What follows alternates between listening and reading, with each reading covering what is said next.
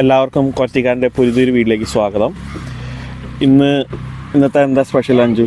ഇന്ന് November 11 കാനഡയിലെല്ലാവരും റിമെംബ്രൻസ് day ആയിട്ട് celebrate ചെയ്യുവാണ്.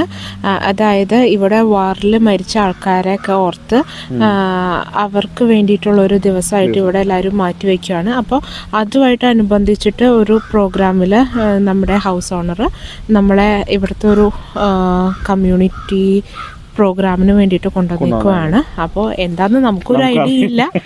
എന്തായാലും അവിടെ ചെല്ലാം, കാണാം, നിങ്ങളെ കാണിച്ചു തരാം. ഇവിടെയാണ് പരിപാടി നടക്കുന്നത്. ഇത് പള്ളിയാണോ എന്താണെന്ന് നമുക്കൊരു പിടുത്തമില്ല. ഇതൊക്കെ നമുക്ക് ചെല്ലുമ്പോൾ കാണാം. ഇതിൻ്റെ ഉള്ളിൽ പള്ളിയല്ല, ഇവിടുത്തെ ഒരു അപ്പർ ഇത് എലിമെന്ററി സ്കൂളാണിത്. അവിടെ എഴുതി വെച്ചിട്ടുണ്ട് ബോർഡ്, അതൊന്നും കണ്ടില്ലായിരുന്നോ? ഇത് പള്ളിയൊന്നുമല്ല, അങ്ങനത്തെ ഒരു സ്ഥലമാണിത്. കമ്മ്യൂണിറ്റി പ്രോഗ്രാംസ് ഒക്കെ നടത്തുന്ന ഒരു സ്ഥലമാണിത്.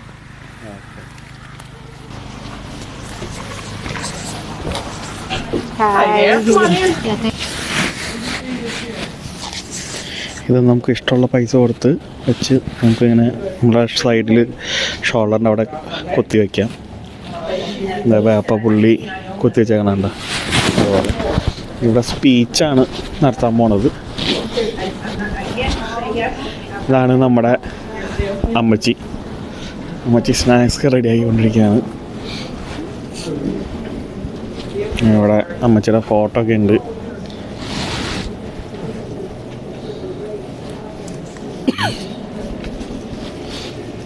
അമ്മച്ചി സ്നാക്സ് റെഡിയാക്കി കഴിഞ്ഞു. And Vibin, they are the people that are at my place now. Oh, how do you do? Fine. I'm a good friend of Maggie's. I told them they were coming to see what it was all about. Huh? I said, yeah, you're coming to see what it's all about. I just decided to see all this. That's nice. Yeah. So. You work here.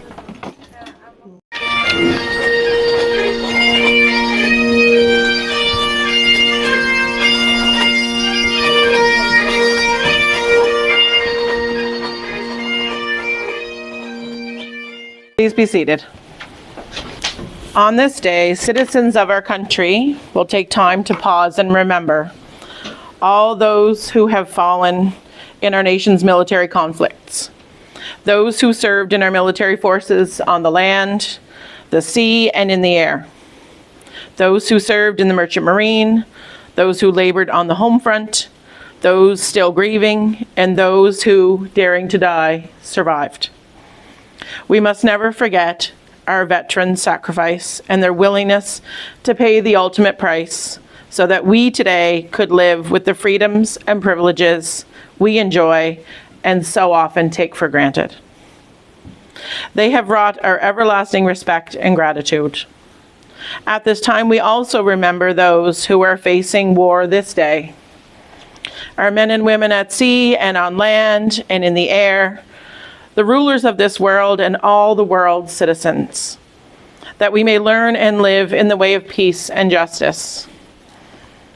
The UA Kinross Grandview Women's Institute would like to welcome each of you today to our 33rd annual Remembrance Day service. A special welcome goes out to the members of the Vern River Fire Department, all of our veterans, our Air Cadet Squadron 60 and Air Cadet Squadron 327, as well as members of the Eldon Legion. Please stand and join in the singing of O Canada, led by Sheila Gallant.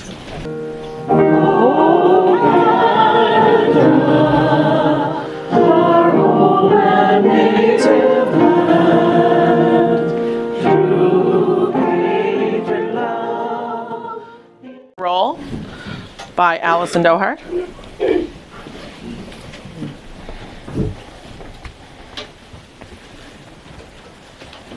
World War I, 1914 to 1919.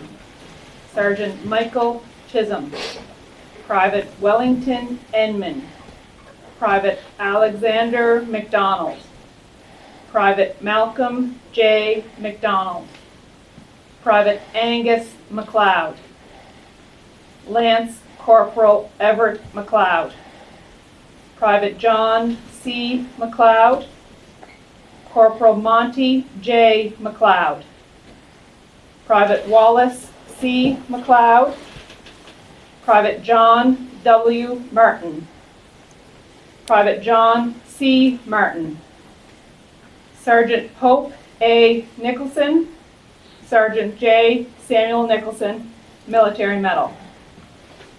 World War II, 1939 to 1945.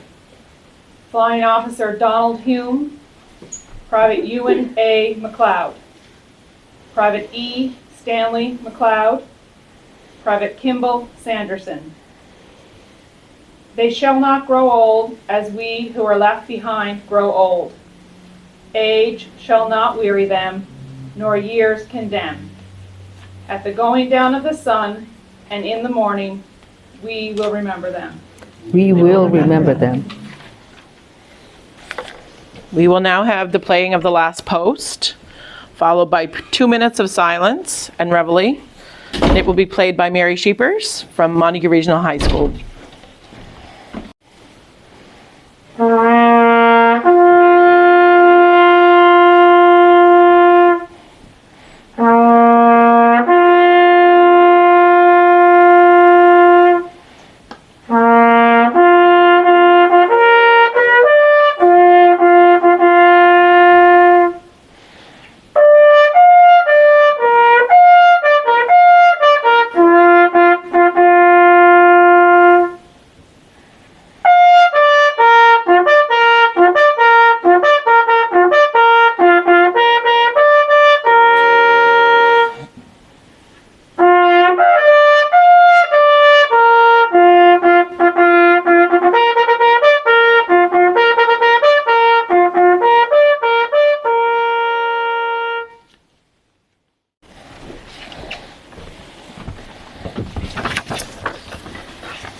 Good afternoon, folks.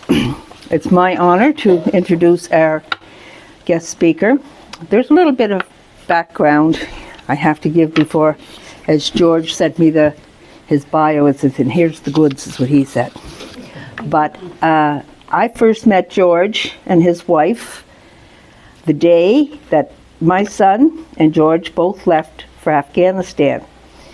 And it was upon volunteering with the Military Family Resource Center in Charlottetown, and Yolanda kept showing up, and I said, "You look awfully familiar," and she said, "So do you." We realized that on that day, I took a photo of George, his wife and children, and she took a photo of our family, so we go back to that time. So, and when I sent a quick message to George to see if he would address our assembly today, he was only too glad. So here's what I have, here's the goods I have on him. In 1983, George Williams joined the Prince Edward Island Regiment at the age of 17. 2 years later, he enlisted into the regular army as a rifleman with the Princess Patricia Canadian Light Infantry. And you'll often hear people talk about the PPCLI, that's who they are. Where he served 5 years in Esquimalt, British Columbia. Master Corporal Williams was then posted to the Canadian Forces Recruitment School in Cornwallis, Nova Scotia, as a drill instructor. Returning to his regiment's 2nd Battalion in Winnipeg, he was employed as a reconnaissance patrolman and a sniper, and he completed 2 tours in Bosnia as a sergeant commanding a rifle section of 8 soldiers. Posted to the infantry school in CFB, Canadian Forces Base, Gagetown, Warrant Officer Williams became responsible for the Canadian Army's sniper program. And he said, not screwing that up, he was commissioned as an officer with the Royal Canadian Regiment's 2nd Battalion and was promptly deployed to Afghanistan in 2007 as the commanding officer's battle adjutant. And that was the time that I first met him. Upon return, he commanded the battalion's reconnaissance platoon. In late 2009, Captain Williams became employed as the Canadian Armed Forces liaison officer to PEI's Emergency Measures Organization, and he retired as a major in 2022. Married for 33 years, George and his lovely wife Yolanda live in Mermaid, where they spend their days admiring the Hillsborough River.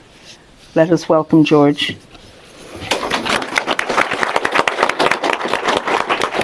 Now I'm going to mic you, George. I'm good at that. Thank you. Thank you. Well, thank you very much for the invitation. Thank you for having me here. I was really surprised to see the image of Bill McLeod on the wall. I used to work for Bill McLeod at the harness racing track for a couple of summers, and I told Bill that I was going to join the Army and I was going to become an infantryman. I was going to be a foot soldier, just like you, Bill. And he shook his head and he said, join the Air Force. They get to sleep on white sheets. So maybe I should have listened to Bill. I don't know. But again, thank you for the invitation.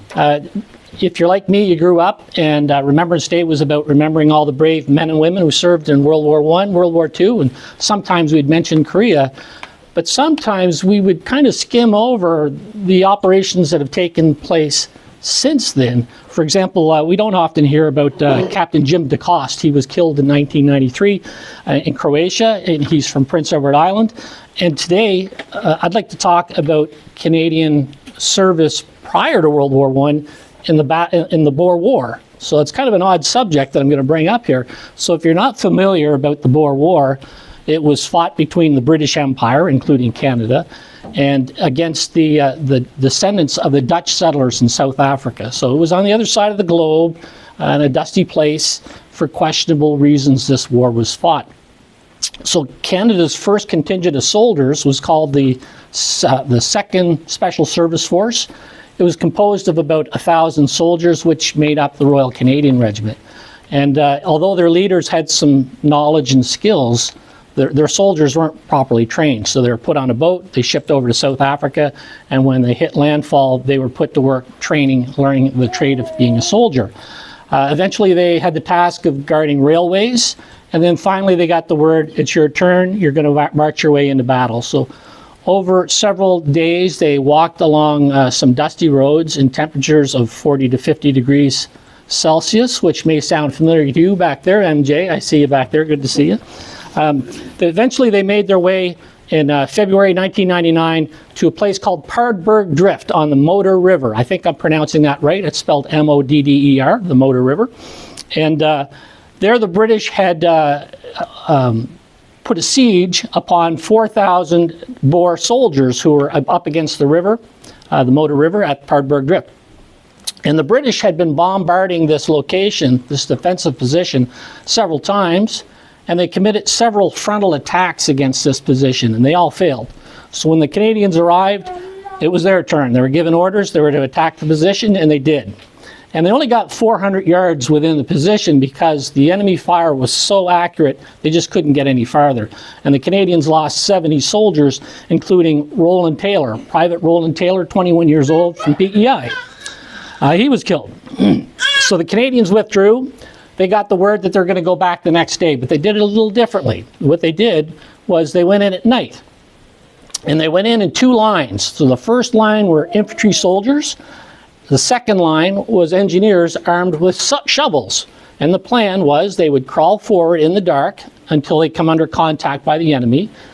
The front line would put down fire, and the second line, they would dig like mad, and then the Canadians would go back into these holes that would be dug for them, and they'd wait for the sun to come up. So that was the plan. They launched with a plan. They crawled forward at 2 a.m. in the morning. They got very close to the enemy position. They got fired upon. Now, here's where it kind of gets messy because there was some confusion. The left side of the line, they thought, or maybe it happened, but they withdrew. They heard the word withdraw. So the left side of the line withdrew, but the right side didn't. And what's interesting about this is at that time, each rifle company, about 100 soldiers, they were based on geography. So if you were recruited in British Columbia, you'd be in a company of soldiers. They'd be all BC soldiers. If you were from Ontario, you'd be fighting with Ontarian soldiers. The right side of the line were all Maritimers, including G Company, which had the Islanders in it. So they got within 65 yards of the enemy position. They put down the fire. The engineers dug like crazy. The Maritimers got back into their holes, and then they waited. And when the sun came up, the Boers poked their heads over their shelter, over their firing line, to look up to see what was taking place, and they were greeted by accurate fire by the Canadians. And that's what did it. That's what broke their spirit.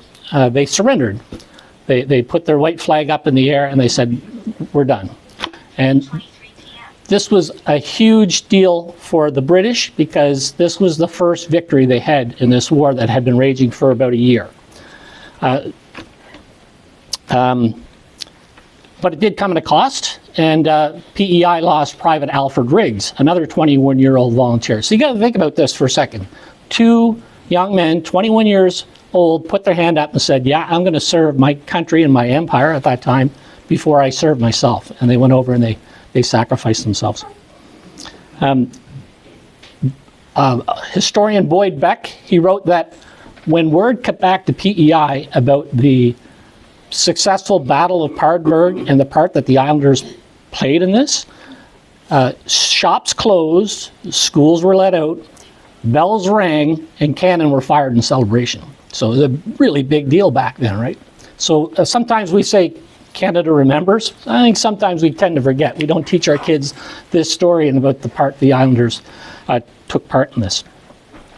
Islanders were so excited about this success, this victory that Islanders played a part in, they fundraised enough funds to purchase a monument of a lone Royal Canadian Regiment soldier, and it's placed between the George Coles building and Province House in Charlottetown. It's that one single soldier, and the names Roland Taylor and Alfred Briggs are on that plaque. So that's the story behind that. So you might be asking yourself, well, why is this guy up here talking about the Boer War? Well, I also served in a war on the other side of the globe in a dusty, hot place where temperatures were 40 to 50 degrees, and there was a lot of dust. And it too was fought for questionable reasons. But there's also danger and sacrifice, much like those men in that first contingent that went over in the Boer War. Myself, as Marge mentioned that I was the battle adjutant. That means I was the commanding officer's convoy officer. So anytime he wanted to leave Kandahar Airfield, he'd say, George, we're going to leave on Tuesday. Here's where we're going. Who's coming with us? And I'd make all that happen. So part of my duty was I would ride in the back of the armored vehicle, and I'd be watching out the left-hand side of the vehicle into the rear to see if any danger was out there. And on two occasions, the vehicle behind me was car bombed. So they tried blowing up the the armored vehicle behind me, the Regimental Sergeant Major's vehicle. He received some slight wounds. He got some hot metal that slid down the back of his neck. This was a pretty big deal for us because the previous tour, their Regimental Sergeant Major was also car bombed and he was killed. He received an injury that killed him, and it got him in the neck. So that was a pretty big deal for us. And then we received a second car bomb that, again, they tried blowing up the vehicle behind me. On a third occasion, again, the light armored vehicle behind me drove over an old Soviet-era anti-tank mine, and it blew that vehicle up, but no one was injured, thankfully. So don't drive behind me. I don't like tailgaters. We were also ambushed at one point. We had an armored, we were ambushed by Taliban.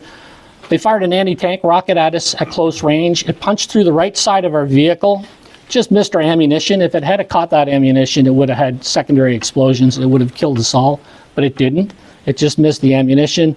The projectile came across the inside of our vehicle and lodged up against the wall, right where Corporal Petrie, our signaler, normally where his head was, but luckily we had hit a speed bump and it caused him to lose his position, and that's when the round came in. So he did receive some minor shrapnel to his legs and shoulder.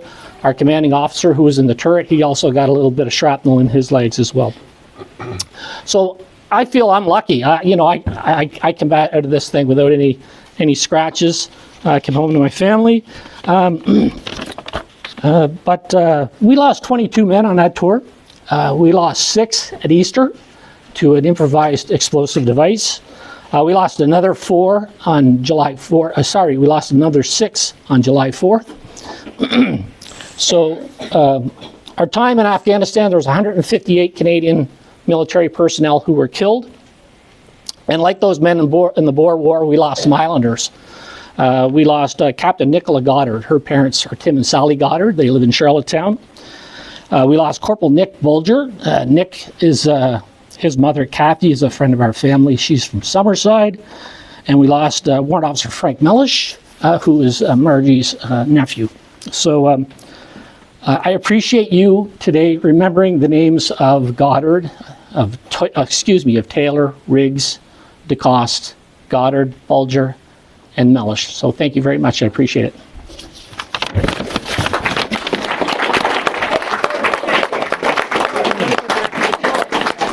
Oh, I'm sorry. You should learn to listen to the women I feel like I'm in the Army again. Yes. Please accept this as a small token for appreciation. Okay. And thank you very much for those words today. Thank you. I'm going to take the mic back out to here. Thank you.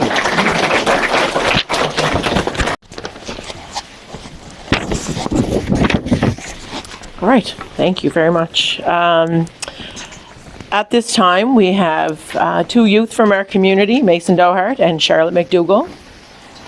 They will now share a peace poem with us. And while they're doing that, if we have any of our young people who are present that would like to come up and join them, you don't have to read anything. You can just come and stand with them. So you're welcome to come up and join them as they share their poem. Right out here.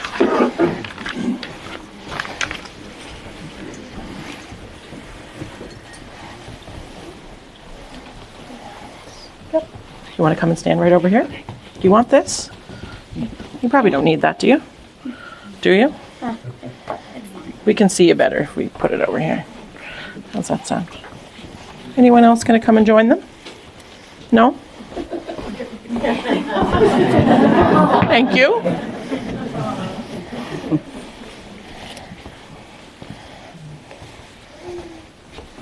you want to join them? Peace pledge. I pledge to use my words to speak in a kind way. I pledge to help others as I go throughout my day. I pledge to care for our earth with my heart and healing hands. I pledge to respect people in each and every land. I pledge to join together as we unite the big and small. We pledge to do our part to create peace for one and all. Thank you. Made by Nancy McLeod.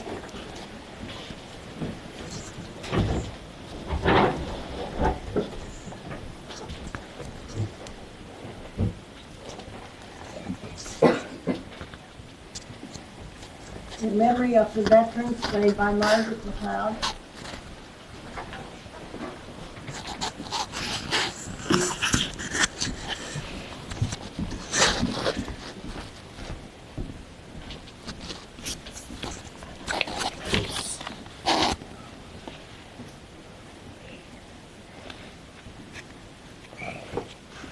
Representing the elderly, played by Donald Beaton.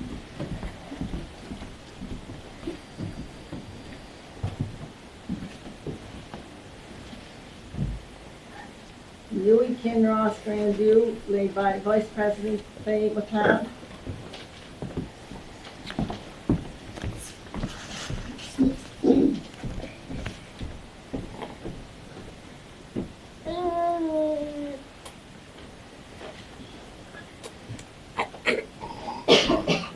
Andrews United Church, played by Richard McCrae.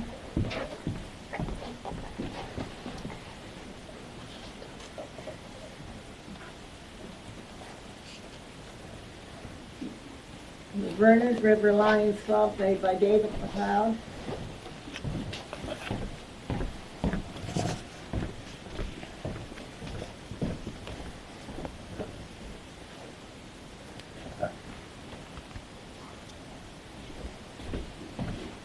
On behalf of Miss the Lodge, Eldon, played by Brother George Doher.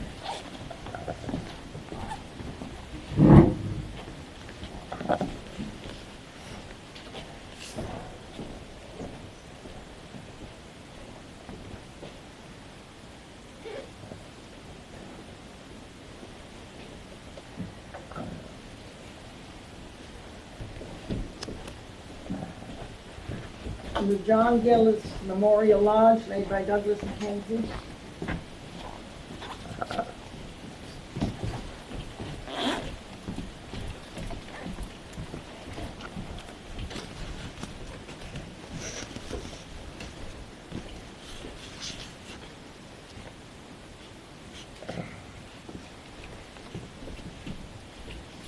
The Vernon River Fire Department, made by Kelly Campbell.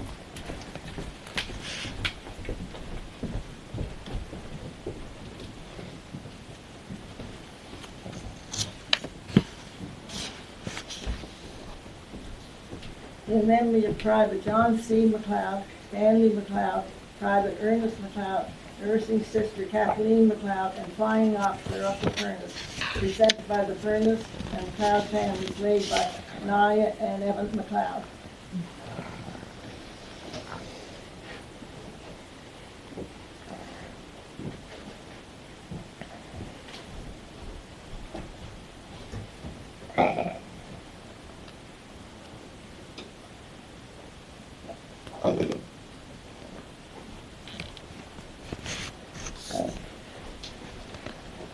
In memory of Lance Corporal Everett McLeod and Private A. Bruce McLeod and Brother Royal Canadian Officer Everett J. McLeod, laid by Hal Dawson.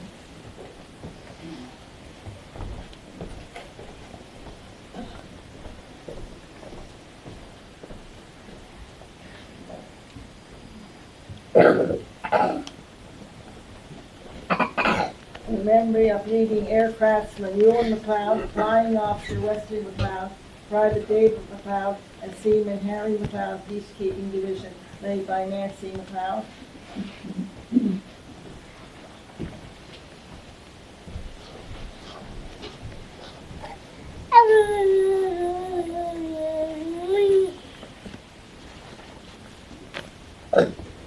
In memory of Private Ivan L. Quinn, presented by the family and laid by daughter Faye McLeod.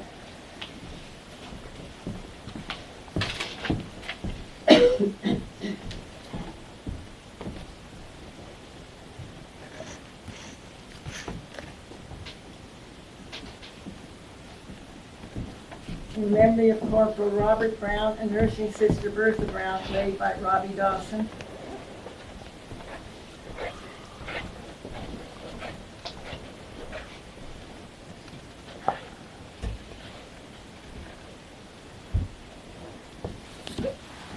In memory of Private Edwin R. McLeod, presented by Dorothy McLeod and family, laid by Heather McLeod.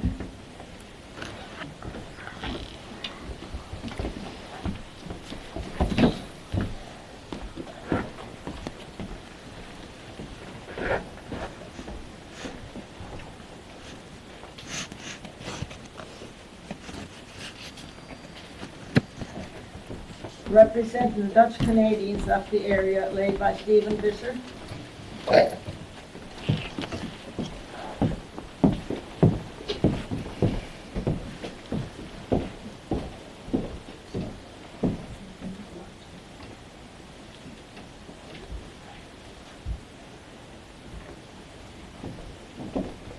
In memory of nephew Warrant Officer Frank Kellish and veterans of the Afghanistan conflict, laid by Margaret Tesman.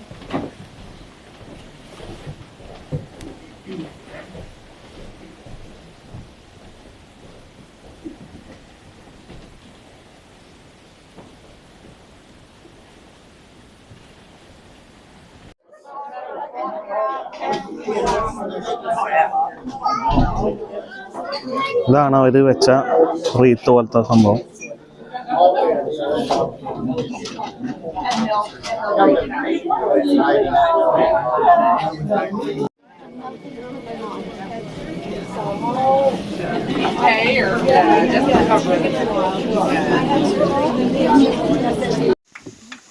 അപ്പം ഇന്നത്തെ പരിപാടിയൊക്കെ തീർന്നു. അടിപൊളിയായിരുന്നു പരിപാടി. പരിപാടി കഴിഞ്ഞപ്പോഴേക്കും ഇവിടെ നല്ല മഴയായി. 4:30 ആയിട്ടുള്ളൂ, പക്ഷെ ഭയങ്കര ഇരുട്ടായി. എല്ലാവർക്കും ബൈ ബൈ.